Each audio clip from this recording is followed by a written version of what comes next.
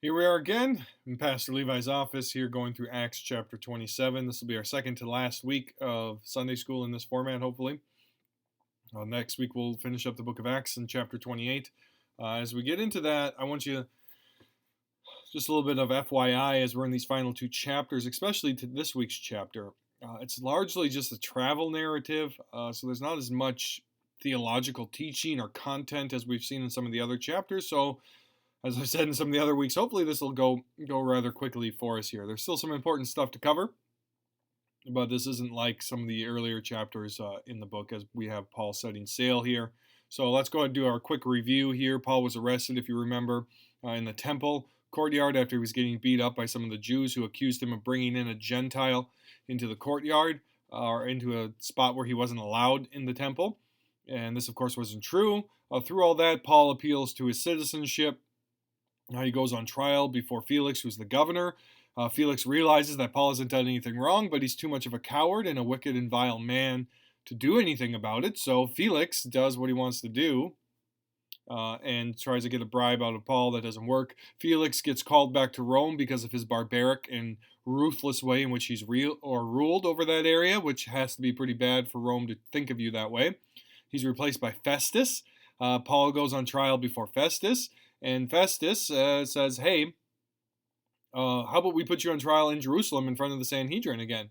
And Paul's like, no, no, no. So he appeals to Caesar at that point. And that really puts Festus in a difficult situation because he knows that Paul is innocent. And as a Roman citizen, he should have been let go. But Festus wanted to do a favor to the people he was going to rule. But now that Paul has appealed to now that he's appealed to Caesar, he has to go before Caesar. And this is where Herod Agrippa II comes in. And as a multi-generational leader in that area, Agrippa is and having Jewish roots, Agrippa is very familiar with the controversy around Christianity and Paul and all that. So Agrippa wants to see Paul, and Paul goes on trial before Agrippa, and he even appeals to Agrippa to become a Christian during that trial. And he tells him that, and this is what we see throughout all of the trials of Paul. He says, I haven't broken Roman law. Christianity is the fulfillment of Judaism, right? And he always points back to that he used to be against Christianity, and then through this encounter with Christ, he's become a Christian. And the only way to really explain that is some miraculous event. At the conclusion of that trial of last week, Agrippa says to Festus and the other leaders, hey, if this guy hadn't appealed to Caesar, he could have gone free. And really, he should have gone free. That's each one of these trials shows just that. So that'll get us in here now. Paul's going to end up setting sail for Rome. Not directly. There's going to be some pit stops. But along the way, as you know, he's going to run into a lot of issues. So let's go ahead and dive into that. Big chunks for today's Sunday school lesson. So Paul sets sail for Rome, verses 1 through 20. I'll read that to you. And when it was decided that we should sail for Italy, they delivered Paul and some other prisoners to a centurion of the Augustan cohort named Julius. And embarking in a ship of Adramyttium, which was about to sail to the ports of the coast of Asia, we put to sea accompanied by Aristarchus, a Macedonian from Thessalonica. The next day we put in at Sidon, and Julius treated Paul kindly and gave him leave to go to his friends and be cared for. And putting out to sea from there, we sailed under the lee of Cyprus, because the winds were against us. And when we had sailed across the open sea along the coast of Cilicia and Pamphylia, we came to Myra and Lycia. There the centurion found a ship of Alexandria sailing for Italy and put us on board. We sailed slowly for a number of days and arrived with difficulty at Cydnus, and then we sailed, and the wind did not allow us to go farther, and we sailed under the lee of Crete of Salome, and then, coasting along it with difficulty, we came to a place called Fair Havens, near which was the city of Lasea. Since much time had passed, and the voyage was now dangerous because even the fast was already over, Paul advised them, saying, Sirs, I perceive that the voyage will be with great injury and much loss, not only of the cargo and the ship, but also of our lives. But the centurion paid more attention to the pilot and to the owner of the ship than he did to what Paul said. And because the harbor was not suitable to spend the winter in, the majority decided to put out to sea from there, in the chance that somehow they could reach Phoenix, a harbor of Crete facing southwest and northwest, and spend the winter there. Now, when the south wind blew gently, supposing that they had attained their purpose, they weighed anchor and sailed along Crete close to the shore. But soon a tempestuous wind, called the northeaster, struck down from the land. And when the ship was caught and could not face the wind, we gave way to it and were driven along, running under the lee of a small island called Cauda. We managed with difficulty to secure the ship's boat. After hoisting it up, they used the supports to undergird the ship. Then, fearing that they would run aground on the Citrus, they lowered the gear, and thus they were driven along. Since we were violently storm-tossed, they began the next day to jettison the cargo, and on the third day they threw the ship's tackle overboard with their own hands. When neither sun nor stars appeared for many days, and no small tempest lay on us, all hope of our being saved was at last abandoned. So, we get the cheery story there of Paul's beginning sailing towards Italy. The big idea here is the man of God often sees the world better than the experts. So we'll dive into that more in particular as we work throughout this passage, and also as we get to the theology and practice section. But I want you to see this. I've been struck in my studies for quite some time, seminary, graduate work now, that as I read men of God who are studied and astute not only in the Word of God, but in theology and in the culture, that they're able to see things more clearly than even the experts are, even though they don't have training in certain areas, because there's overlap in every discipline. All right, this is one of the things the secular world doesn't recognize, as they see every discipline as being separate from one another. That's because they have no unifying principle in today's world. There is no unifying truth that brings everything together. The Christian recognizes that while there are different spheres, while there are different disciplines, they are all united under the rule and the sovereignty of God. And that means that even though I might not be a rocket scientist, I can't go into a rocket scientist lab and define or work out a plan to build a rocket to go to the moon. There is overlap between his expertise and it functioning in the real world. So that is something in today's world we desperately need to recognize here. All right, so here are the main points. Paul departs for Rome, verses 1 through 6 here. So Paul is now transferred to a new jurisdiction, to the centurion named Julius, and he will go with other prisoners to Rome. All right, so they're bringing, we're going to find out later, 276 individuals on that ship.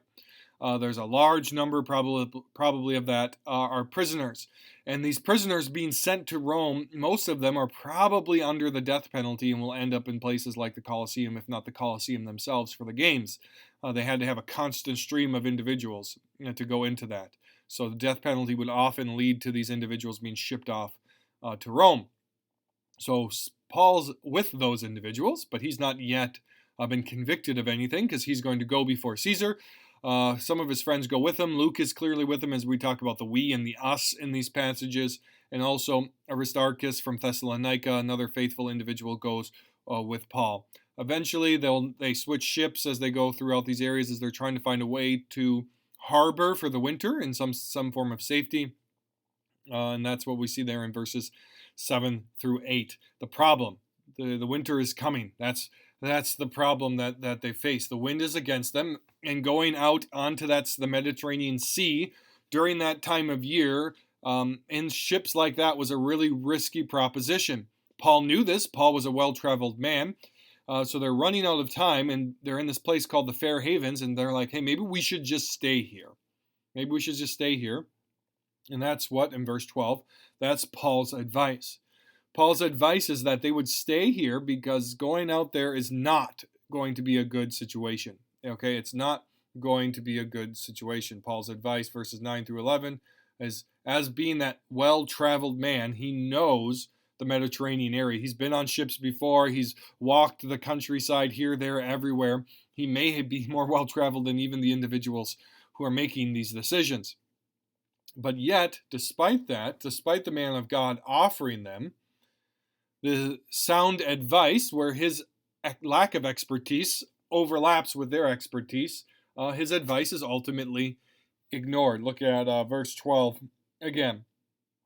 And because the harbor was suitable to spend the winter in, the majority decided to put out from the sea from there on the chance that somehow they could reach Phoenix, a harbor of Crete facing both southwest and northeast. So right before that, verse 11, the centurion paid more attention to the pilot and the owner of ship than what Paul said. And this is going to set them up for a lot of trouble. But basically what happens is Paul says we shouldn't go. The pilot and the owner of the ship, the people who are the experts, say, no, we can do it. It'll be safe. And the experts were wrong. I don't think we have any experts being wrong today. Oh, wait. Yeah, all the time.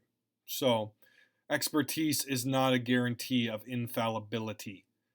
Experts are just as fallible as you and me, and sometimes their great expertise leads to a great amount of arrogance for them to overestimate their ability to know and control the future. Actually, I find that happens a lot, especially those who do not have a Christian understanding of the world where you recognize I have limits in my knowledge. So, experts overall a good thing, but they need to be hemmed in. They need to have checked with things like common sense and understanding of the world. All right, so then as they're sailing, verses 13 through 17, a great storm, a northeaster. We even use that same term today for things coming. It comes upon them. It's called a great tempestuous storm, as it were. So they're sailing and they get blown off course, and eventually they just give up and say, just take us wherever the storm's going to go. And the problem, of course, with just being blown about by a storm is the storm's just going to blow you wherever it's going. So you could go way, way, way off course. And that's probably what happens here. So they're getting tossed to and fro for weeks by this storm, having no idea where they are.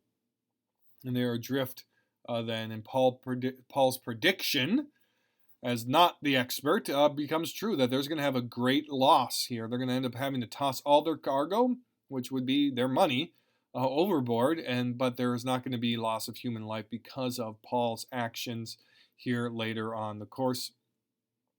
And even though the storm is blowing them off course, it's exactly the course that God wanted them on, right? God is controlling this, and he's directing this for his good and the benefit of Paul, and I do believe of the benefit of those on the ship. We don't get a clear record of this, but it's pretty clear Paul's evangelizing and working this ship just like he is everywhere else he goes, and probably wins a few converts there as well. That leads us to our second and final section here.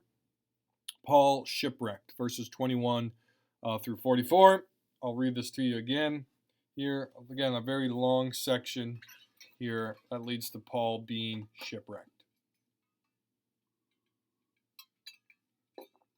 Starting in verse 21. Since they had been without food for a long time, Paul stood up among them and said, Men, you should have listened to me and not sailed from Crete and incurred this injury and loss. Yet now I urge you to take heart, for there will be no loss of life among you, but only of the ship. For this very night there stood before me an angel of the God to whom I belong and whom I worship. And he said, Do not be afraid, Paul. You must stand before Caesar. And behold, God has granted you all those who sail. And behold, God has granted you all those who sail with you. So take heart, for I have faith in God that it will be exactly as I have been told. But we must run aground on some island. When the 14th night had come, as we were being driven across the Adriatic Sea, about midnight the sailors suspected that they were nearing land. So they took a sound and found 20 fathoms. A little further on they took a sounding again and found 15 fathoms. And fearing that we might run on rocks, they let down 4 anchors from the stern and prayed for day to come.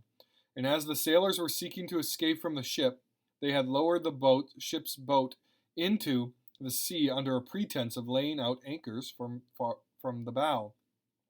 Paul said to the centurion and the soldiers, Unless these men stay in the ship, you cannot be saved. Then the soldiers cut away the ropes of the ship's boat and let it go. As day was about to dawn, Paul urged them all to take some food, saying, Today is the 14th day that you have continued in suspense and without food, having taken nothing. Therefore, I urge you to take some food, for it will give you strength, for not a hair is to perish from the heads of any of you.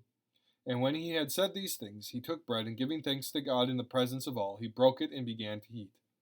Then when they were all encouraged and ate some food themselves, we were in all 276 persons in the ship. And when they had eaten enough, they lightened the ship, throwing out the wheat into the sea. Now, when it was day, they did not recognize the land, but they noticed the bay with a beach, on which they planned, if possible, to run the ship ashore. So they cast off the anchors and left them in the sea, at the same time loosening the ropes that tied the rudders. Then hoisting the foresail to the wind, they made for the beach. But striking a reef,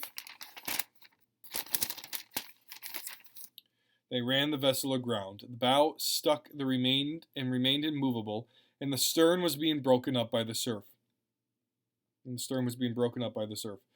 soldiers' plan was to kill the prisoners, lest any should swim away and escape. But the centurion, wishing to save Paul, kept them from carrying out their plan. He ordered those who could swim to jump overboard first and make for land, and the rest on planks or on pieces of the ship. And so it was that all were brought safely to land. The big idea here is God always fulfills his promises. All right, so as we work through this again rather quickly, or relatively quickly, as we look at the first verses here, 21 through 26, Paul has this vision. He has this vision that he shares with the crew and the passengers of the boat. He says, God appeared to me this night, and he said, you're not going to die. And in fact, no one from the ship is going to die, because you, Paul, are going to go before Caesar. All right, this is the same promise that Jesus had made to him the first night he was arrested and almost beat by the Roman soldiers. That God was not going to let him die in Jerusalem because he was going to Rome, because he had to testify about Jesus Christ before, yes, even Caesar. So Paul's vision here is that take heart, individuals, have courage here. The God I have faith in, he will in fact do this. And you're going to see throughout this now that Paul pretty much becomes the de facto leader in this section of this entire boat. Not the centurion, not the pilot, not the owner of the boat. It is now Paul who is giving the commands and encouraging and directing and leading the people through this crisis. So there they are, still adrift and in danger, and it appears they're getting closer and closer to shore. And at this point, there comes this verses 30 to 32, this test of faith, as it were. Some of them are seeking to get out of that boat and get out of here as quickly as possible. So they're seeking to lower one of the life rafts out and then to sneak away under the pretense of lowering an anchor. Now, of course, the problem with that is Paul finds out about it, and he goes to the centurion and he tells them, if you don't do this, or if you let them go out there, you're going to die. That's going to be the end of it. There's a test of faith. God says, I'm going to save you all. But then the condition of that is that you obey him and that you stay on the ship. So the centurion listens to Paul this time, doesn't let the individuals leave. And we shows here that Paul is really in command here, verses 33 through 38. They hadn't had food without a while, so Paul goes around and says, hey, we need to eat, hands out the food, blesses and thanks God for what God has done for him and for the food. They all are strengthened, they're encouraged by it, and then the ship actually runs aground on a reef as they near the land. They see the land, and they run aground, and they want to kill the soldiers kill the prisoners at that time, because of fear of some of these are hardened criminals. Surely they might kill the soldiers themselves.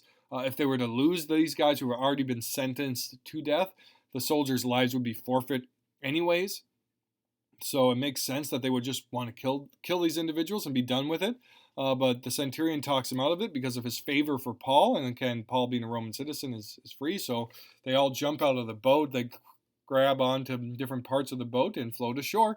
And now they're safe. And that leads us to those last two verses, 43 through 44, God's faithfulness. God intervenes. They're not killed. They're not killed in the shipwreck either. And everything God said would happen did indeed happen. They had to run aground on an island of Malta, as we'll find out next week. And God's promise to Paul and to the people of that ship comes true. So that's chapter 27. We'll do a little bit of application here with theology and practice. Two things we'll talk about real briefly here this morning. If you know God and his word well, right? So if you know God and his word well, we will often see the world more clearly than the world does. That's the power of God's word and his spirit and working within you. If that's actually renewing your mind, it's transforming the way you understand the world, you will have a wisdom that is from above. And your wisdom from above can, yes, even transcend the expertise of the experts. Now, again, that wisdom will teach you that there's limits to your engaging with an expert in an area, right? I don't know how to design a rocket ship. I don't know how to design a vaccine for the coronavirus. I don't understand all of these things. But from the very beginning, the models that we were being shown were very clear to me to not be accurate. How did I know that? Not because I was an expert, but because I understand the world rightly through the lens of Christ. So you look at these models which have been dramatically wrong at every stage, and we can't just say, as some people are saying, well, it's because we did such a good job with the lockdown. The models included with what would happen if we did a lockdown, and yes, they were still really, really wrong. And more scientists are now speaking out against how wrong they were. Why were some Christians at the very beginning outset saying that these were wrong? We can't place all of our trust in futuristic predictions because we can't predict the future. A Christian understands that. Your models are only as good as the data that goes into them and the assumptions that you make. And the data and the assumptions we had at that point, we knew, the scientists knew if you read the fine print, that they were garbage, hot garbage. But yet, when politics get involved in such things like this and the media get involved, everything gets trumped up and politicized, and people's lives get ruined because of expertise that it really isn't that grounded in reality. So the man or woman of God who understands human nature, who understands the created order to an extent, who understands what God is doing, can have wisdom and can and should be considered when we talk about things like this. The failure of experts can be traced not just to this, but all the time. All right, I know global warming is a hot button issue, but back in the 70s, we were talking about global cooling, and we only had 10 years for this or 10 years for that. All the experts agreed on this. Al Gore with his inconvenient truth, well, the doomsday clock on that ran up, and all the experts' claims there. I've heard dire end of the world predictions again and again and again from experts, and they're wrong most of the time. But yet they get to keep their expert mantle. So, as important as experts are in certain areas, we always take what they say with a grain of salt and always want to filter those things through what we know about the world, what we know about God, what we know about the future that is going to happen, that has been promised to us by God, and the human nature. Human nature is infallible, or not infallible, it is fallible. Final application point here is trust God when it's darkest. So here's Paul. As everybody's lost hope, they've given up any hope of surviving, Paul talks about this vision from God. As they're all starving for 14 days without eating, Paul goes and gets food and praises God for what he has given to him. All right, what marks a Christian? What is a radical Christian witness? It's what I talked about on Sunday in my sermon. You want to be countercultural? Rejoice in God. Trust in him in the darkness. Don't run around as a panicked person worrying about viruses or economic fallout. Show this trust in God. That doesn't mean we can't talk about these things and take prudent steps. But it does mean we're not motivated by the sky is falling nonsense that often characterizes our culture. So hopefully this is helpful to you. Hopefully also we'll be back in the church building here soon. I'm recording this on the 20th here, Wednesday the 20th. Supposedly today, Governor Walz is going to issue an announcement about churches. We'll see what he actually says. According to the people I've been talking with at the Capitol, that's supposedly going to happen today. He may open everything up right away. He may not. He may tell us it's July 1st. Who knows? I have no idea. But hopefully it's opening sooner than later. And I hope to see you guys all in our church building here soon. We love you. We miss you. And we're praying for you.